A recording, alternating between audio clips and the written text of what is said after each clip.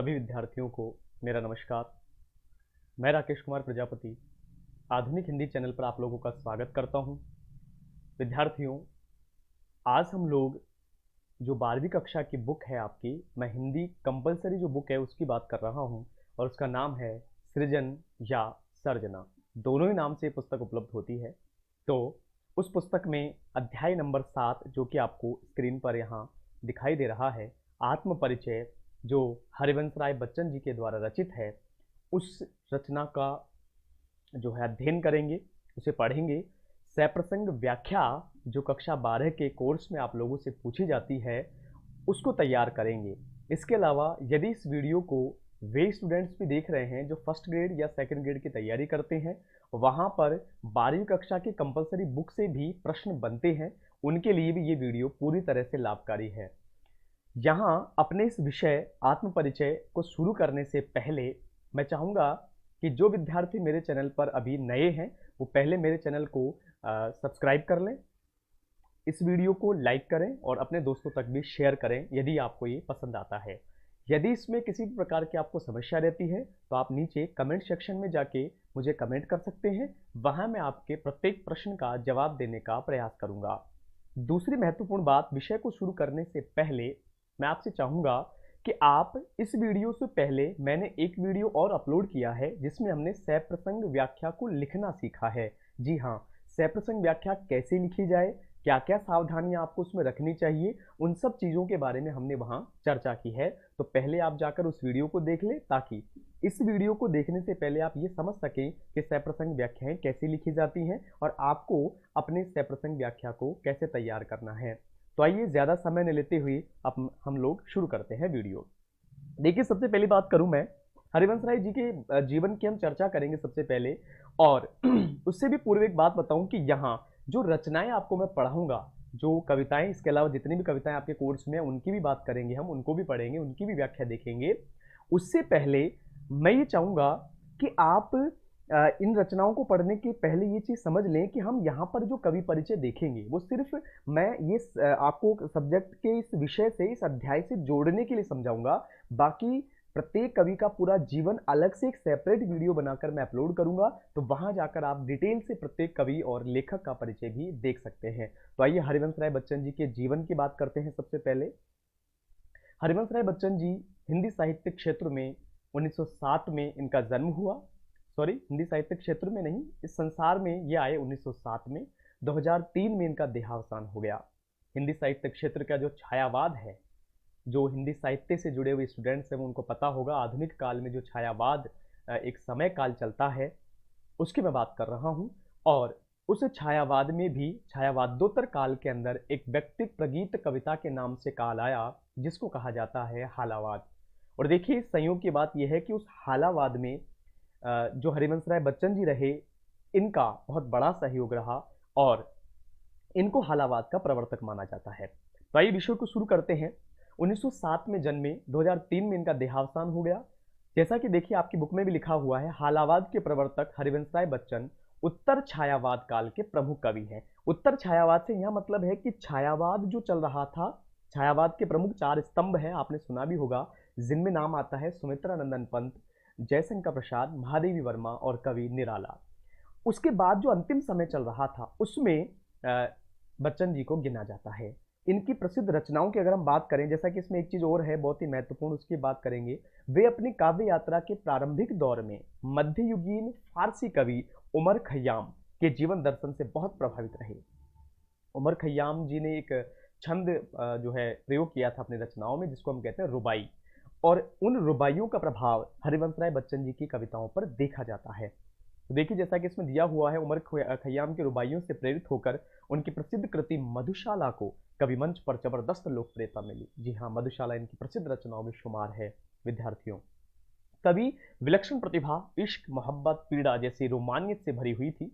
वे परस्पर झगड़ने के बजाय प्यार को महत्व देते हैं।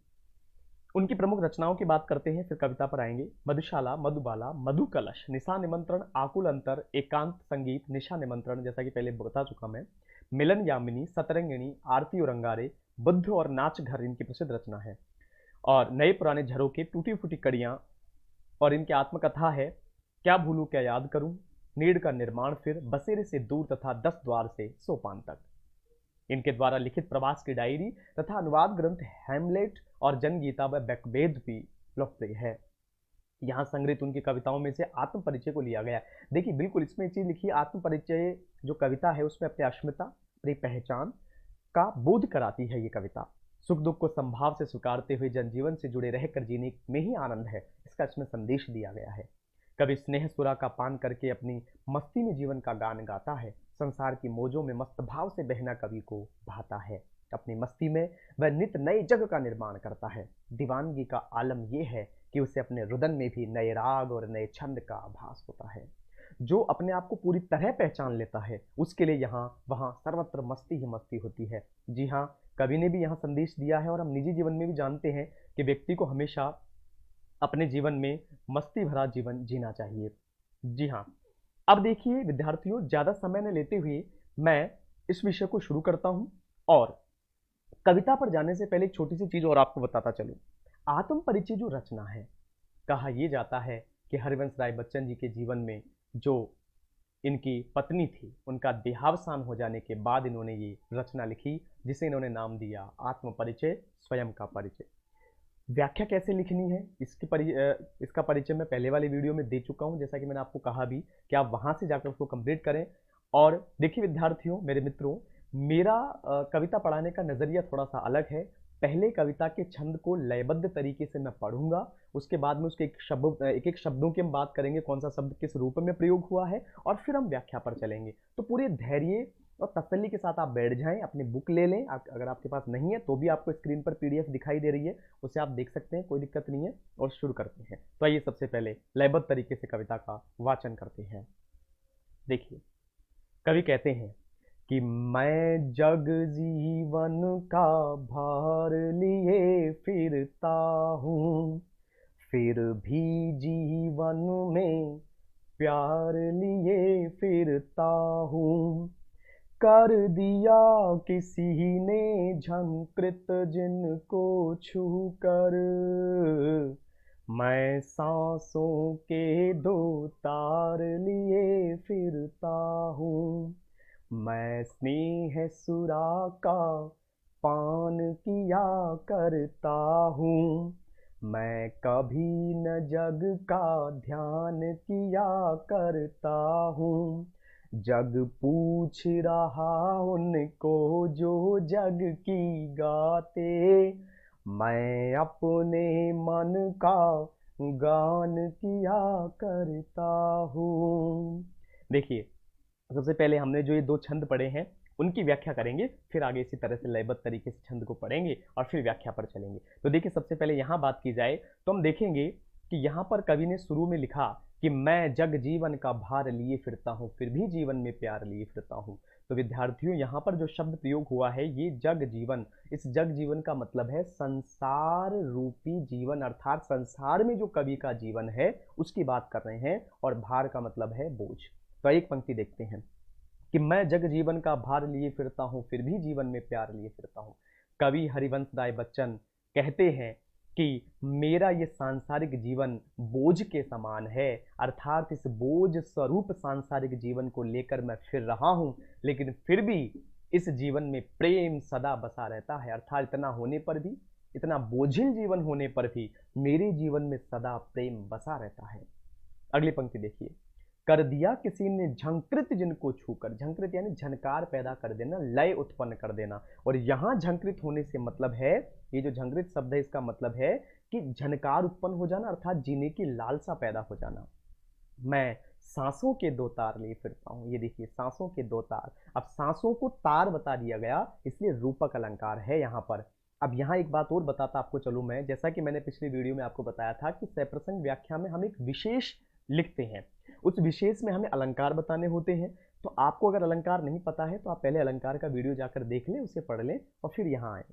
मैं सांसों के दो तार लिए फिरता हूँ, कवि कहते हैं कि मेरे मन रूपी वीणा को, जी हाँ ध्यान से सुनिए, मेरी मन रूपी वीणा के तारों को छूकर किसी ने उसमें झनकार उत्पन्न कर दी है, अर्थात जीने की लालसा पैदा कर दी है। उसी के सहारे, अर्थात उसी वीणा के दो श्वास रूपी तारों के सहारे, कवि अपने सांसों को उस मन रूपी वीणा के तार मानता है। उसी सांस रूपी तारों के सहारे मैं अपना जीवन जी रहा हूं, कवि ऐसा कहते हैं। आइए अगली लाइन पर चलते हैं। मैं स्नेह सुरा का पान किया करता हूं। कवि कहते हैं कि मैं प्रेम रूपी सुरा, प्रेम रूपी सुरा, रूपक अलंकार लिख लें आप साथ साथ। स्नेह का मतलब प्रेम, सुरा यानी शराब। अब प्रेम कभी शराब नहीं हो सकता, आरोप किया गया है इसलिए रूपक है। व्याख्या क्या होगी सुनिए। मैं स्नेह सुरा का पान किया करता हूं। कवि कहते हैं कि संसार में मैं प्रेम रूपी शराब पीकर मस्त रहता हूं। अब यह शराब मतलब हाला से नहीं, जो संसार में शराब वो नहीं है, यह प्रेम रूपी शराब है, इसीलिए इनको हालावादी जो है प्रवर्तक माना गया। मैं स्नेह सुरा का पान किया करता हूँ। कवि कहते हैं कि मैं प्रेम में मस्त रहता हूँ, प्रेम की शराब पीकर प्रेम के नशे में ही हमेशा मस्त रहता हूँ, कभी न जग का ध्यान किया करता हूँ। मैं कभी भी इस सांसारिकता पर ध्यान नहीं देता, संसार पर ध्यान नहीं देता कि संसार मेरे बारे में क्या विचार रखता है, किस तरह की सोच रखता है, उससे मुझे कोई फर्क नहीं पड़ता है। मैं तो स्वतंत्र रूप से अपना जीवन जीता हूँ। कवि अगली लाइन में कहते हैं कि जग पूछ रहा उनको जो जग की गाते, मैं अपने मन का गान किया करता हूँ। कवि कहते हैं कि ये जो संसार है, ये संसार भी उन्हीं को पूछता है। जग पूछ रहा उनको, ये संसार भी उन्हीं का साथ देता है, उन्हीं को पूछता है जो इसके बताए रास्ते पर चलते हैं। अर्थात हमेशा जो संसार का गुणगान करते हैं, ये संसार उसी का साथ देता है। लेकिन मैं अपने मन का गान किया करता हूँ। लेकिन मैं तो अपने मन के भावनाओं को गीतों के सहारे अभिव्यक्त करता रहता हूँ, अर्थात अपने मन के गीतों में ही मस्त रहता हूँ और इसी प्रकार अपना जीवन जीता हूँ। तो मुझे उम्मीद है यहाँ तक की व्याख्या आपको समझ में आई होगी। आइए अगले छंद पर, अगले बंद की तरफ बढ़ते हैं। कवि कहते हैं, सुनिए, पहले लयबद्ध तरीके से पढ़ेंगे और फिर व्याख्या करेंगे।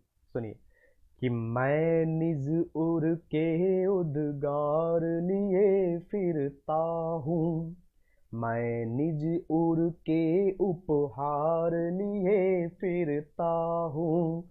है यह अपूर्ण संसार न मुझको भाता, मैं स्वप्नों का संसार लिए फिरता हूँ।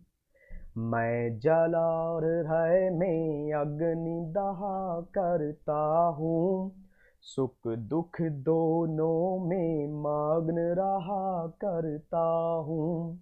जग भव सागर तरने को नाव बनाए, मैं मन मोजों में मस्त बहा करता हूँ।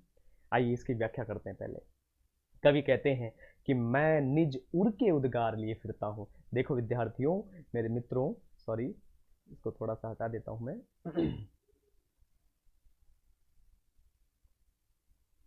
रुकिए,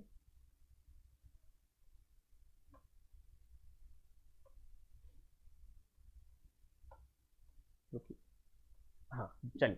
देखिए, मैं निज उर के उद्गार लिए फिरता हूँ। कवि कहते हैं कि मैं अपने प्रेम, उद्गार का मतलब है मनोभाव, मन के भाव, हृदय के भाव, उनको कहते हैं उद्गार। और उर का मतलब होता है हृदय। उर यानी हृदय, हमारा जो दिल है, हमारा जो मन है, उसको हम उर कहते हैं। अब सुनिए इस लाइन को समझते हैं। पहले देखिए, दोनों लाइनों को एक साथ देखता हूं मैं पहले, फिर आपको ज्यादा समझ में आएगा। कवि एक में तो कह रहे हैं मैं निज उर के उद्गार लिए फिरता हूँ, फिर पंक्ति है मैं निज उर के उपहार लिए फिरता हूँ। तो जहां पर ऐसी स्थिति बनती है कि पंक्तियां समान लगे, अर्थ भी एक सा ही लगे, अन्वय करने पर अर्थ बदल जाए, तो वहां हमेशा लाटानुप्रास अलंकार होता है। लिख लें आप, इसमें लाटानुप्रास अलंकार का प्रयोग हुआ है। आइए व्याख्या करते हैं। मैं निज उर के उद्गार लिए फिरता हूं। कवि कहते हैं कि मैं अपने मन के मनोभावों को, अर्थात दिल के उद्गारों को, दिल के भावों को लेकर फिरता रहता हूं। और उन्हीं मनोभावों को, अर्थात मेरे मन में उठने वाली जो भावनाएं हैं, प्रेम पूरित जो भाव है, उन्हीं को मैं अपने लिए उपहार मानता हूं। अर्थात ये संसार में मेरे लिए, इस संसार में मेरे लिए मेरे मन के भाव, मेरे मन की भावनाएं ही मेरे लिए उपहार हैं। इसके अलावा इस संसार में मेरा कोई संबंध नहीं है। देखिए, है यह अपूर्ण संसार, ये संसार तो अधूरा है, चारों तरफ अधूरापन है, कवि ऐसा मानते हैं। इसलिए उन्होंने कहा कि है यह अपूर्ण संसार न मुझको भाता, ये अधूरा संसार मुझे अच्छा नहीं लगता है, इस संसार में सर्वत्र अधूरापन है, खालीपन है, इसलिए ये मुझे अच्छा नहीं लगता, और इसीलिए मैं सपनों का संसार लिए फिरता हूँ। इसीलिए मैं अपनी कल्पनाओं में, अपने सपनों में अलग ही आदर्शवादी संसार का, मेरे अनुसार जो आदर्श है उस संसार का निर्माण करता हूँ और उसी के सहारे अपना जीवन जीता रहता हूँ। देखिए अगली पंक्ति चलते हैं। तो आइए देखिए लाइन को देखते हैं पहले। मैं जला हृदय में अग्नि दहा करता हूँ, सुख दुख दोनों में मग्न रहा करता हूँ, जग भव सागर तरने को नाव बनाए, मैं मन मौजों में मस्त बहा करता हूँ। तो कवि कहते हैं मैं जला हृदय में अग्नि दहा करता हूँ, मैं प्रेम रूपी आग जलाकर, कवि कहते हैं कि मैं अपने हृदय में प्रेम की आग जलाकर, प्रेम रूपी आग जलाकर हमेशा उसमें तपता रहता हूँ, अर्थात प्रेम की आग ही मेरे हृदय में हमेशा जली रहती है। सुख दुख दोनों में मग्न रहा करता हूँ, मेरे जीवन में चाहे सुख हो या दुख हो, दोनों ही परिस्थितियों में एक समान भाव से मग्न होकर, मस्त होकर मैं अपना जीवन जीता हूँ। अर्थात सुख और दुख दोनों में मेरा जीवन एक समान है, अर्थात दोनों में ही मैं हमेशा प्रेम में डूब कर जीवन जीता हूँ।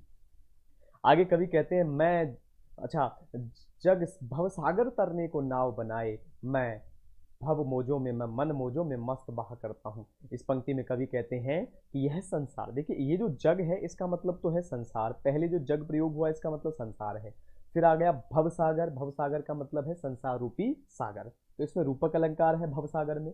और दूसरा एक तरफ जग का प्रयोग किया है, फिर भव का प्रयोग किया है, इसका मतलब पहला जो जग शब्द है वो तो आया है सांसारिक लोगों के लिए, और भव सागर आया है संसार रूपी सागर के लिए। तो व्याख्या कैसे होगी, यह संसार, जग का मतलब है यह संसार। देखिए मैं यहाँ पर एक चीज बताता चलो आप लोगों को कि अनेक पुस्तकों में इसकी व्याख्या थोड़ी अलग दी हुई है कि संसार सागर को पार करने के लिए मैं प्रेम रूपी नाव बनाकर जीता हूँ, लेकिन इसमें एक चीज और है, और वो व्याख्या क्या है सुनिए।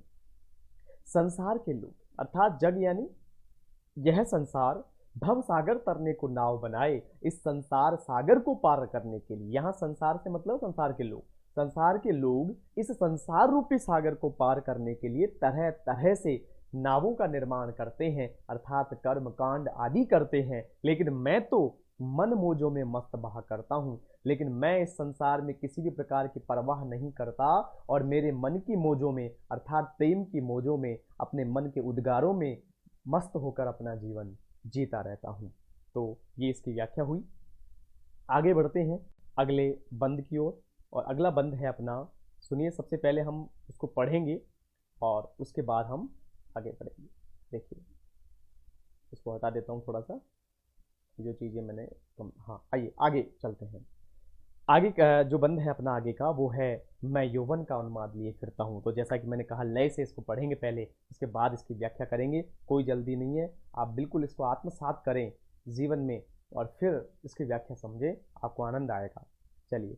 मैं यौवन का उन्माद लिए फिरता हूँ, उन्मादों में अवसाद लिए फिरता हूँ, जो मुझको बाहर हंसा रुलाती भीतर, मैं हाय किसी की याद लिए फिरता हूँ, कर यत्न मिटे सब सत्य किसी ने जाना, नादान वही है हाय जहाँ पर दाना, फिर मूढ़ न क्या जग जो इस पर भी सीखे, मैं सीख रहा हूँ सीखा ज्ञान भुलाना। देखिए व्याख्या की तरफ बढ़ते हैं। आइए दोस्तों, आइए विद्यार्थियों, मैं यौवन का उन्माद लिए फिरता हूँ। कवि इस पंक्ति में कहते हैं कि मेरा जो यौवन है, अब यौवनावस्था कहते हैं जवानी को, अर्थात मेरी ये जो जवानी है इसमें उन्माद लिए फिरता हूँ, और उन्माद कहते हैं प्रेम की मस्ती को, अर्थात प्रेम की सनक को, प्रेम के आनंद को, प्रेम की गहराई को, भावों की गहराई को कहा जाता है उन्मादित हो जाना, उन्माद उसको कहा जाता है। तो व्याख्या किस तरह से होगी आइए शुरू करते हैं।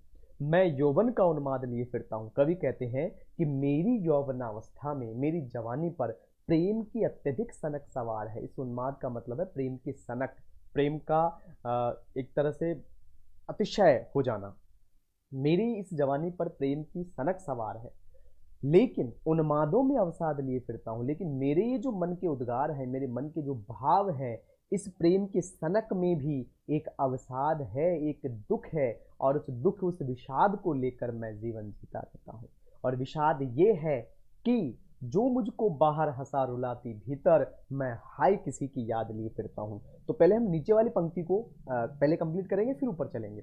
नीचे वाली पंक्ति कहती है, मैं हाय किसी की याद लिए फिरता हूँ। कवि कहते हैं कि मेरे मन में किसी ऐसे प्रियजन की याद है, मेरे किसी अजीज की याद है, जिसको लेकर मैं ये जीवन जी रहा हूँ। और जब भी वह मुझे याद आता है, वह मेरा प्रियजन, तो बाहर से तो मैं हंसता हूँ, अर्थात इस संसार में मैं लोगों को हंसता हुआ प्रसन्नचित्त प्रतीत होता हूँ, लेकिन भीतर ही भीतर उसकी यादों के कारण मैं रोता रहता हूँ। ऐसा कहते हैं कवि बच्चन। आगे देखिए, कर यत्न मिटे सब, सत्य किसी ने जाना, नादान वही है हाय जहां पर दाना। कवि ने कहा कि संसार में अनेक लोगों ने प्रयत्न किया, कर यत्न मिटे सब, संसार के लोगों ने अनेक तरह से इसके सत्य को जानने के लिए, किसके सत्य को? संसार के सत्य को। इस संसार के सत्य को जानने के लिए अनेक तरह से प्रयत्न किए लोगों ने, लेकिन अभी तक कोई भी इसकी सत्यता को नहीं परख पाया, नहीं जान पाया, नहीं समझ पाया। इसलिए नादान वही है। देखो, ये वही नहीं है, पॉइंट लगा हुआ है यहाँ पर, आप गौर से देखेंगे तो आपको यहाँ पर पॉइंट दिखाई देगा। और ये वहीं का मतलब है वहीं पर, उसी स्थान पर, हाय जहां पर दाना। विद्यार्थियों, इस दाना का मतलब है धन, वैभव, लोक संपदा, उसको कह रहे हैं दाना। यहाँ पर जिस तरह से पक्षी जहां दाना डालेंगे वहां चुगने चला जाएगा, वैसे कवि ने इस संदर्भ में प्रयोग किया है कि संसार के लोग तो जहां पर उन्हें दाना मिलता है, अर्थात जहां धन संपत्ति और लोक वैभव की प्राप्ति होती है, वहीं पर ये उसे प्राप्त करने के लिए नादानी करने लगते हैं। फिर मूड न क्या जग, जो इस पर भी सीखे, मैं सीख रहा हूं सीखा ज्ञान भुलाना। फिर क्या ये संसार मूर्ख नहीं है? मूढ़ का मतलब है मूर्ख। देखिए, यहाँ पर कवि ने प्रश्न किया है, आप देख रहे हैं यहाँ पर प्रश्नवाचक चिन्ह लगा हुआ है। इसका मतलब यह है, इसको कहते हैं प्रश्न प्रश्न शैली। प्रश्न शैली का मतलब है कवि जब पाठकों से प्रश्न करे, तो कवि कह रहा है फिर मूड न क्या जग, जो इस पर भी सीखे। फिर क्या इतना होने के बाद भी संसार मूर्ख नहीं है, जो अब भी नहीं समझ रहा है? यानी कवि का कहने का मतलब है कि लोगों ने खूब कालों से, खूब समय से, कालांतर से प्रयत्न किया इस संसार को समझने का, इसकी सत्यता को जानने का, लेकिन अब तक इसकी सत्यता को, इसकी सच्चाई को कोई नहीं जान पाया। फिर भी लोग प्रयत्न कर रहे हैं, फिर भी नादानी कर रहे हैं, तो क्या ये संसार मूर्ख नहीं है? तब कवि कहते हैं कि इसलिए ये संसार मूर्ख है, क्योंकि इतना होने पर भी ये नहीं समझना चाहता, नहीं समझ रहा है, या सीख नहीं रहा है। अब कवि अपने लिए क्या कह रहे हैं? मैं सीख रहा हूं सीखा ज्ञान भुलाना, और मैंने अब तक इस संसार से जो भी कुछ सीखा है, जो भी ज्ञान प्राप्त किया है, मैं उसे भुला देना चाहता हूं। अर्थात इस संसार से मुझे कोई मतलब नहीं है, मैं तो प्रेम में डूबकर प्रेम में जीने वाला एक साधारण मनुष्य हूं। इसलिए अब तक इस संसार से मैंने जो भी सीखा उसे भूलकर मैं जीवन जीना चाहता हूं। ये इसकी व्याख्या हुई। अब देखिए, इसके आगे चलते हैं। अगली पंक्ति कहती है कि मैं और जग और कहाँ का नाता। अब देखिए, इसको पहले लयबद्ध तरीके से पढ़ेंगे कि मैं और जग और कहाँ का नाता, मैं बना बना कितने जग रोज मिटाता, जग जिस पृथ्वी पर जोड़ा करता वैभव, मैं प्रतिपग से उस पृथ्वी को ठुकराता, मैं निज रोदन में राग लिए फिरता हूँ, शीतल वाणी में आग लिए फिरता हूँ जिस पर भूपों के प्रासाद निछावर, मैं वह खंडहर का भाग लिए फिरता हूँ। बहुत ही बढ़िया कविता लिखते हैं बच्चन जी। मुझे इनकी कविताएं बहुत ही अच्छी लगती हैं। शायद हो सकता है आप में से भी अनेकों को, अनेक लोगों को ये कविताएं अच्छी लगती हों। तो आइए, आप न सिर्फ व्याख्या के लिए बल्कि आनंद के लिए भी कविताएं हमेशा पढ़ते रहें। अत्यंत आंतरिक सुख प्राप्त होता है इससे। आइए व्याख्या की बात करते हैं। मैं और, देखिए कॉमा है आगे, फिर मैं और का मतलब हमें रुकना है। मैं और जग और, 3 बार और शब्द आए। देखिए एक बार तो ये आ गया, फिर दूसरी बार ये आया है, और तीसरी बार ये आया है। 3 बार और शब्दों का प्रयोग हुआ है, इसका मतलब 3 बार शब्द आया है। और मैंने यमक अलंकार में आपको बताया था कि यदि शब्द की आवृत्ति होती है, बार बार शब्द आता है और अर्थ अलग अलग होता है, तो वहां पर हमेशा यमक अलंकार होता है। तो यहां यमक अलंकार क्यों है? मैं और, कवि कह रहे हैं कि मैं अलग हूं, और का मतलब दूसरा। और अब ये यहां पर क्या है, दोनों शब्दों को जोड़ने का काम कर रहा है ये शब्द, तो ये अव्यय शब्द है यहां पर। जग और ये संसार मुझसे अलग है। दो शब्दों का तो अर्थ क्या है, अलग होना। और इस और का मतलब क्या है, जो हम साधारण रूप में प्रयोग करते हैं, जैसे राम और श्याम जोड़ने के लिए जो हम समुच्चय बोधक अव्यय प्रयोग करते हैं। मैं और जग और कहाँ का नाता।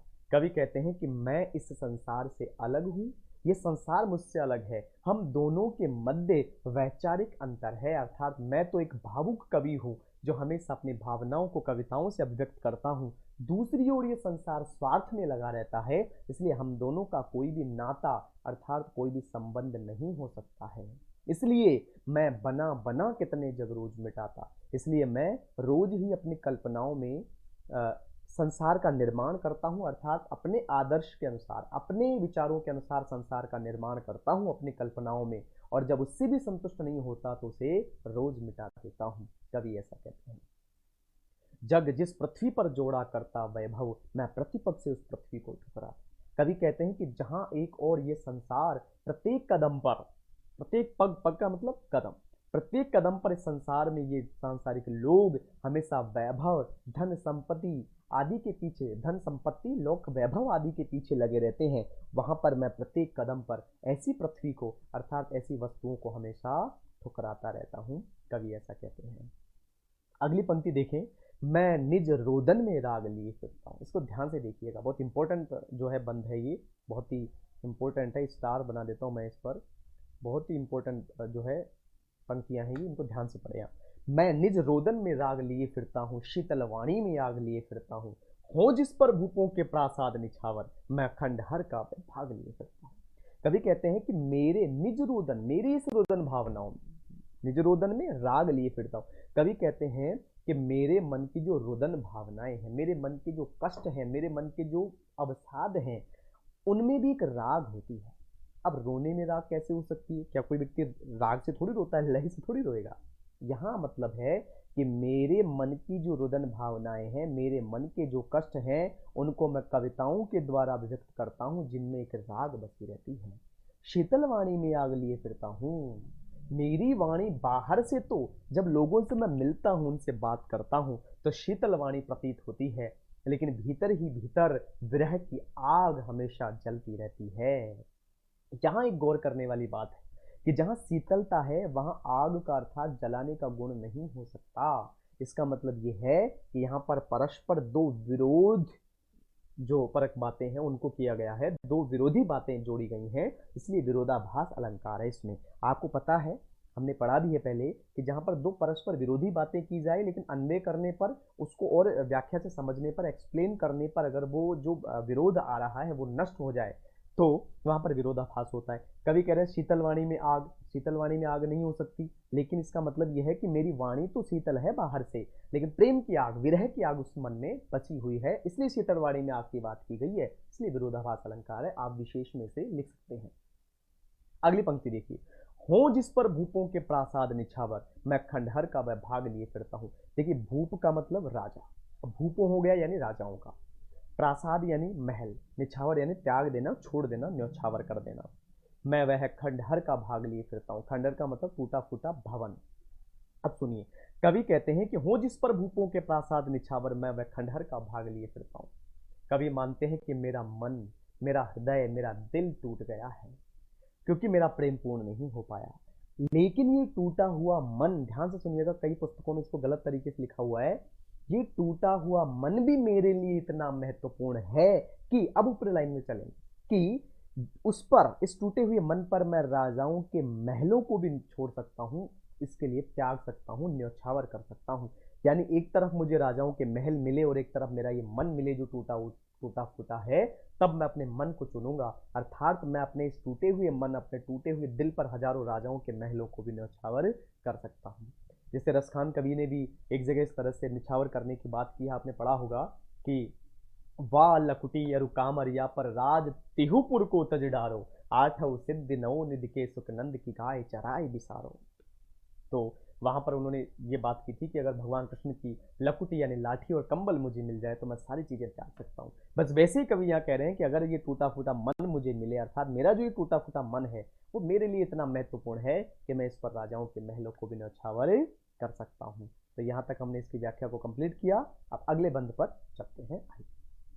देखिए, तो अगले पद पर चलते हैं। पहले थोड़ा सा इसको ऊपर ले लेता हूँ, आप लोगों को साफ दिखाई दे। देखिए, एक लाइन यहाँ पर लिखी हुई है, फिर नेक्स्ट पेज पर चलेंगे कि मैं रोया। लाइन से पढ़ेंगे। मैं रोया इसको तुम कहते हो गाना, मैं फूट पड़ा तुम कहते छंद बनाना, क्यों कवि कह कर संसार मुझे अपनाए, मैं दुनिया का हूँ एक नया दीवाना, मैं दीवानों का वेश लिए फिरता हूँ, मैं मादकता निशेष लिए फिरता हूँ, जिसको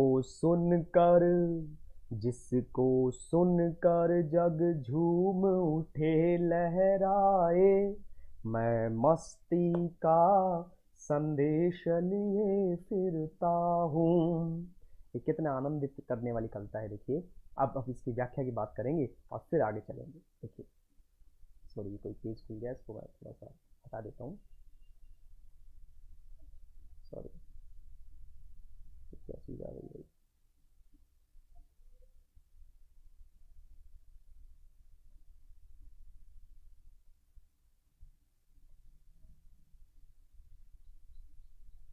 तो चलिए इसको अब व्याख्या की बात करते हैं, पीछे चलते हैं पहले। देखिए, यहाँ पर एक लाइन लिखी हुई है, मैं रोया। मैं रोया इसको तुम कहते हो गाना, मैं फूट पड़ा तुम कहते छंद बनाना। कवि बच्चन जी कहते हैं कि मैं रोया, मैं संसार के दुखों से कष्टों से रोने लगा, इसको तुम कहते हो गाना। तो लोग उसे गाना समझते हैं। क्यों समझते हैं, व्याख्या देखिए। अर्थात कवि का भाव है, ये संसार में मैं अपने मन के भावों को, अपने मन के रुदर भावनाओं को, जो मेरे मन में कष्ट बसे हुए हैं, मेरी जो विरह की स्थिति है, उसको मैं कविताओं के माध्यम से अभिव्यक्त करता हूँ। कैसे कवि अभिव्यक्त कर रहा है, कविताओं से। तो कविता गाना है। तब कवि कह रहे हैं कि मैं अपने निज भावों को, मन के रुदन भावों को, मन के कष्टों को कविता के द्वारा जब अभिव्यक्त करता हूं तो लोग उसे गाना समझते हैं। मैं तो अपने कष्टों को दूर करने के लिए ऐसा कर रहा हूं, जबकि लोग उसे कहते हैं कि वाह भाई क्या कविता बनाई है।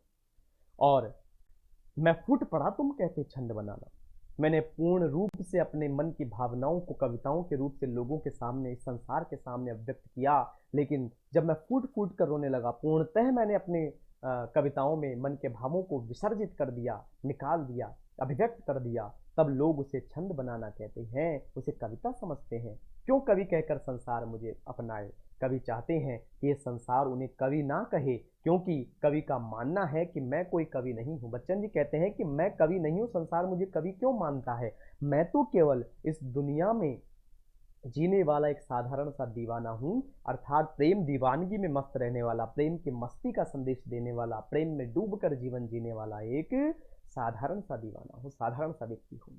मैं दीवानों का वेश किए फिरता हूँ, मैं प्रेम दीवानों के समान, ध्यान सुनिएगा, मैं प्रेम दीवानों के समान वेश बनाकर इस संसार में जीता हूँ, मादकता निश्चेष लिए फिरता हूँ। मादकता का मतलब नशा, प्रेम का नशा, और निश्चेष का मतलब होता है पूर्ण रूप से। मैं प्रेम की मादकता को पूर्ण रूप से लेकर, पूर्ण रूप से प्रेम की मादकता को मन में बसाकर जीवन जीता हूं, और जिसको सुनकर जग झूम उठे लहराए, मैं मस्ती का संदेश ले फिरता हूं। कवि कहते हैं कि संसार के लिए प्रेम की मस्ती का, देखिए नीचे वाली लाइन को पहले व्याख्या करनी है आपको, मैं प्रेम की मस्ती का एक ऐसा संदेश लेकर आया हूं जिसको सुनकर ये संसार झूमने लगता है तथा मस्ती से लहराने लग जाता है। अर्थात मैं तो इस संसार को प्रेम की मस्ती का ऐसा संदेश देना चाहता हूँ जिससे पूरा संसार झूम उठे, मस्ती में लहराने लगे। तो विद्यार्थियों, ये आत्म परिचय जो अपना पाठ था, अपना अध्याय था, वो कंप्लीट हुआ। और देखिए, आप इसको बैठें, वीडियो को देखें, फिर बिना देखे इसकी व्याख्या को करने का प्रयास करें। जहां भी आपको दिक्कत आए तो वीडियो को वापस चलाकर देख लें। और इसके अलावा आप चाहें तो मुझे कमेंट करके जहां पर आपको दिक्कत आ रही है उसको पूछ सकते हैं। बिल्कुल बेझिझक होकर आप पूछें, वहां जाकर मैं आपको पूरा उत्तर देने का प्रयास करूंगा।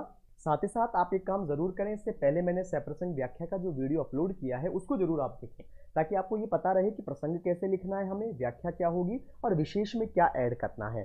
साथ ही साथ एक चीज और देखता चलूं, मैं यहाँ पर आप लोगों के लिए बता दूं आपको कि हमने इसमें ये क्या चीज है भाई, रुकिए रुकिए, सॉरी। देखिए, इससे पहले हमने यहाँ पर जो जितनी भी चीजें पढ़ी हैं उन सब में जो बंद हैं, हमारे जो छंद है इनमें, उनके अंदर जहां जहां भी विशेष अलंकार प्रयोग हुए हैं, वैसे तो मैंने व्याख्या के टाइम आपको बता दिया, एक बार थोड़ा सा मैं और बता देता हूँ वीडियो को कंप्लीट करने से पहले। देखिए, यहाँ पर रूपक अलंकार का प्रयोग था, मैंने आपको पहले बता दिया था। जग जीवन में सांसों के दो तार में रूपक था, स्नेह सुरा में रूपक था। इसके बाद हम आगे बढ़े और आगे हमने देखा मैं और जग, और ये जो पंक्ति थी इसके अंदर यमक अलंकार का प्रयोग है। और साथ ही साथ ये जो बना बना है, मैं बना बना कितने जग रोज मिटाता, इस बना बना में पुनरुक्ति प्रकाश अलंकार है। जहां शब्द दोबारा आए, अर्थ भी वापस वही हो, अन्वय करने पर भी अर्थ ना बदले, वहां पुनरुक्ति प्रकाश होता है। ठीक है। और जहां जहां विशेष अलंकार है आप वो बता दें, और जरूरी नहीं कि अलंकार ही बताएं, आप उसमें जो भाषा प्रयोग की गई है वो बता सकते हैं विशेष में, या इसके अलावा आपको कोई भाव अच्छा लगाओ, कवि का बताने का तरीका अच्छा लगाओ, वो भी आप उसमें ऐड कर सकते हैं, कोई ज़्यादा बड़ी बात नहीं है। ठीक है। तो विद्यार्थियों, आज के लिए इतना ही। इसके आगे आप लोगों से फिर से मुलाकात होगी नई वीडियो के साथ। इसी क्रम में मैं व्याख्या के जितने भी आपके चैप्टर हैं, साथ ही साथ कविताओं के साथ जो अन्य जो चैप्टर हैं आपके, जिसको हम गद्य रचनाएं कहते हैं, उनकी भी व्याख्या कंप्लीट करवाऊंगा। तो आप बेझिझक होकर इसको कंप्लीट करें, पढ़ें आराम से, और जहां पर आपको दिक्कत लगे वहां पर मुझसे प्रश्न करें। देखिए, इसके जहां पर अपन ने ये चैप्टर कंप्लीट कर लिया था उसके एंड में शब्दार्थ भी दिए हुए हैं, तो वहां जाकर भी आप अपने शब्दार्थ जो कोई चीज़ आपको नहीं समझ में आ रही तो थोड़ा सा शब्दार्थों को भी देख सकते हैं। एक चीज़ आप ध्यान रखें, ये देखिए जो प्रश्न दिए हुए हैं, इसके बाद थोड़ा सा इसको मैं बड़ा कर देता हूँ। जो प्रश्न दिए हुए हैं नीचे, ये देखिए बुक में प्रश्न दिए हुए हैं, जैसे सांसों के दो तार प्रतीक है जीवन का, व्यवस्था का, जिज्ञासा का, उपेक्षा का, ये दिन का पंथी में अलंकार है। ये हालांकि ये जो प्रश्न है ये आपकी कविता से नहीं है, क्योंकि एक कविता और चलती है, आरबीएससी में नहीं चलती, वो सीबीएसई में चलती है आजकल, और दिन जल्दी जल्दी ढलता है, वहां से लिया गया। तो इन प्रश्नों को भी आप साथ साथ कंप्लीट करने का प्रयास करें। प्रश्नों में भी यदि दिक्कत आए तो आप पूछ सकते हैं। दूसरी चीज आप एक ध्यान रखें कि आपकी जो आरबीएससी की परीक्षाएं रहती हैं उनमें अधिकांशतः कविता के अंदर से प्रश्न बनते हैं, तो आप व्याख्या को इस तरह से कंप्लीट करें कि प्रश्न चाहे जैसे बने, आप उसके उत्तर देने का प्रयास कर सकें, उत्तर आसानी से दे सकें विद्यार्थियों। तो मित्रों, आज के लिए इतना ही। इसके आगे फिर से आप लोगों से मुलाकात होगी, तब तक के लिए नमस्कार, धन्यवाद, अच्छे रहिए, स्वस्थ रहिए। जय माँ भारती।